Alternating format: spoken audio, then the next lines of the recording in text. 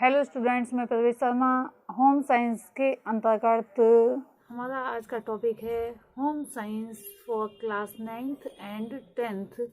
तो आइए सबसे पहले हम देखते हैं भूमिका। बालिकाओं के लिए वर्तमान युग में गृह विज्ञान शिक्षण अति आवश्यक है। ये उनकी शारीरिक, मानसिक, सामाजिक, सांस्कृतिक और नैतिक उन्नति का साधन है। विभिन्न शिक्षा विचारकों के अनुसार जो शिक्षा के उद्देश्य माने गए हैं, लगभग उन सब की पूर्ति करने में सहायक है। छात्राओं के वर्तमान और भावी जीवन को सुखी, पूर्ण और लाभप्रद बनाने में गृह विज्ञान शिक्षण का विशेष स्थान है। आधुनिक विचारधारा के अनुसार किसी स्कूल के पाठ्यक्रम में उन विषयों और क्रियाओं का समावेश होना चाहिए जो बालिकाओं में उन आदतों, युक्तियों, योग्यताओं, रुचियों और स्थायी भावों की जागृति में सहायक हों, जो आत्मकल्याण और उनके सहवासियों के लिए कल्याणकारी हो। इसके अनुसार गृह विज्ञान शिक्षण का बालिका पाठ्यक्रम में उतना ही ऊंचा और महत्वपूर्ण स्थान है जितना किसी अन्य विषय का। यह एक और कला है और छात्राओं के लिए विभिन्न प्रकार के शिल्पों की कुशलता प्राप्ति का साधन है, तो दूसरी ओर विज्ञान है और बालिकाओं में वैज्ञानिक विचारधारा की जागृति करता है। शरीर विज्ञान, स्वास्थ्य विज्ञान, खाद्य विज्ञान, पोषण विज्ञान, प्रारंभिक चिकित्सा और गृह परिचर्या आदि का अध्ययन इनके अपने जीवन को और भविष्य में उनके परिवार के जीवन को सुखी बनाने में बहुत सहायक है।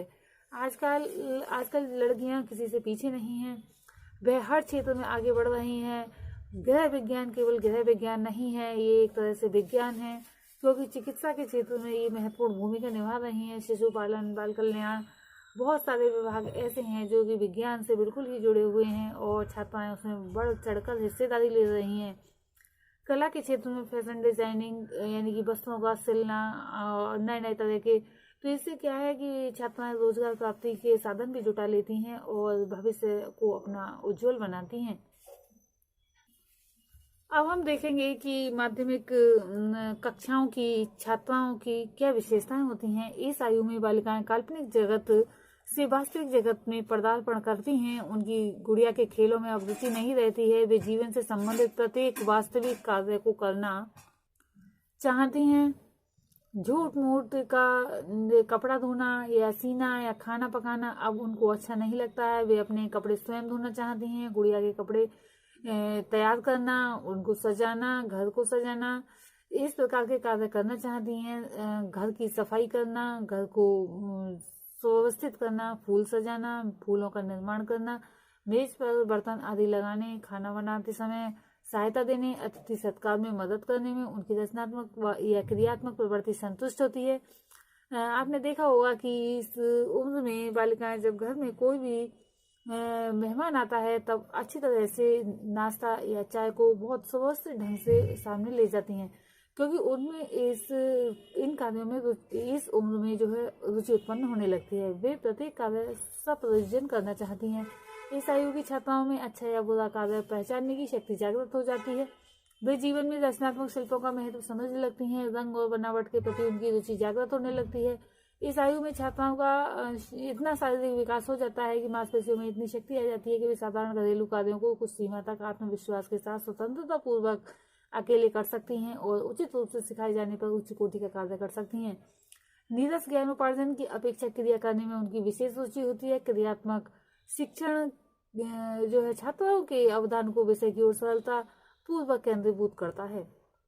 छात्राओं में स्वतंत्र विचार करने की शक्ति उत्तेजना पाकर जागृत होती है और वैज्ञानिक दृष्टिकोण से शिक्षण किए जाने पर विकसित होती है। इसलिए छात्राओं को विचार करने का अवसर प्रदान करना चाहिए। इस समय छात्राओं में सहनशीलता आ जाती है। अब वे कुछ देर तक अपने वातावरण पर नियंत्रण करने का कार्य कर सकती हैं और जल्दी थकान अनुभव नहीं करती। इसके लिए वे जो है 1.5 घंटा या 2 घंटे तक एक ही विषय का शिक्षण निरंतर हो सकता है। ये खेल इस आयु की प्रथम प्रवृत्ति है। खेल की क्रिया में छात्राएं स्वाभाविक रूप से गृह कार्यों का संपादन करती हैं, शिक्षिका का अनुसरण करती हैं, गृह संबंधी कार्य ज्ञान संचय करती हैं और गृह निर्माण में दिलचस्पी लेती हैं। इस आयु के लड़के लड़कियों की मनोवृत्तियों में अंतर आ जाता है। लड़के अपने घरों में अधिक रुचि नहीं रखते, परंतु लड़कियां अपने घरों के दैनिक कार्यों के प्रति काफी उत्तरदायित्व अनुभव करती हैं। प्रत्येक रूप से जिन घरों में छोटे भाई बहन होते हैं वह वास्तव में इस आयु की लड़कियों से घरेलू कार्यों के संपादन में सहायता मिलती है और आशा की जाती है कि वे सहायता करें। छात्राओं में स्वतंत्र विचार करने की शक्ति की जो उत्तेजना पाकर जागृत होती है और वैज्ञानिक दृष्टिकोण से शिक्षण किए जाने पर विकसित होती है। इसलिए छात्राओं को विचार करने का अवसर प्रदान करना चाहिए। नीरस ज्ञानोपार्जन की अपेक्षा क्रियाकारियों की विशेष रुचि होती है। छात्राओं के अवधान को विषय की ओर सरलतापूर्वक केंद्रीभूत किया जा सकता है। अब हम देखेंगे कि कक्षा 9 तथा 10 की छात्राओं के लिए पाठ्यक्रम दोनों कक्षाओं में निम्नलिखित जो पाठ्य विषय पढ़ाए जाएं जो इस प्रकार से हैं। शरीर विज्ञान और स्वास्थ्य विज्ञान, प्रारंभिक चिकित्सा और गृह परिचर्या, सिलाई व कढ़ाई, धुलाई, भोजन और पाकशास्त्र, गृह व्यवस्था। तो सबसे पहला है शरीर विज्ञान, शरीर की बनावट और अस्थि पंजर, मांसपेशियों और जोड़ों की बनावट और क्रिया, भोज प्रणाली की बनावट तथा क्रिया, यकृत, प्लीहा व क्लोम की बनावट व क्रिया, मल विसर्जन अंग, त्वचा व गुदा की बनावट और क्रिया, रक्त भ्रमण प्रणाली और बनावट और क्रिया, मस्तिष्क, स्नायु संस्थान तथा विशेष ज्ञानेंद्रियां, आंख, नाक, कान, मुंह और त्वचा।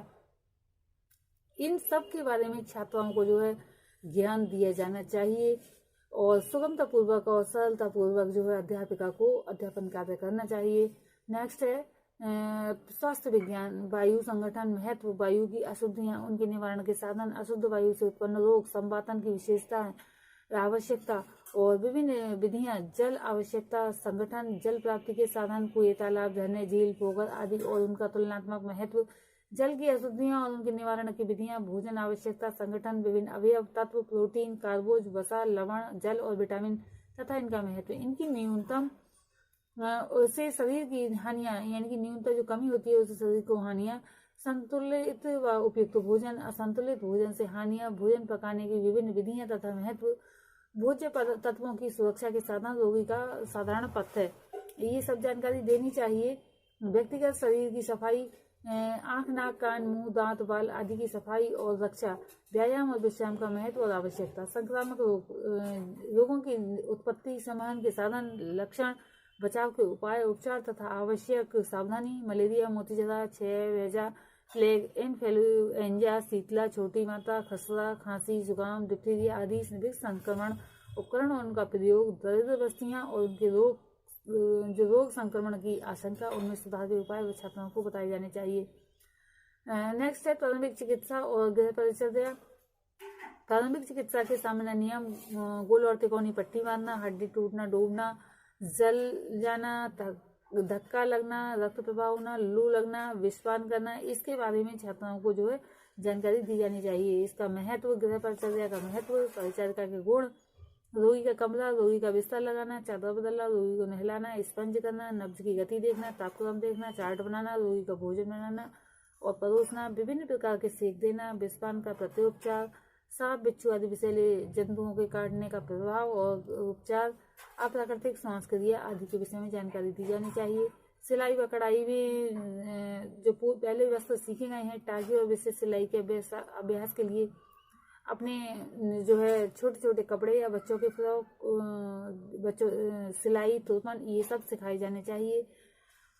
किन्हीं 4 वस्त्रों की ड्राफ्टिंग करानी चाहिए, काटना और सीना सिखाना चाहिए। इन वस्त्रों में मशीन और हाथ की सिलाई दोनों ही की जा सकती है। मशीन के साधारण दोषों को दूर करने के उपाय भी बच्चे को आना चाहिए।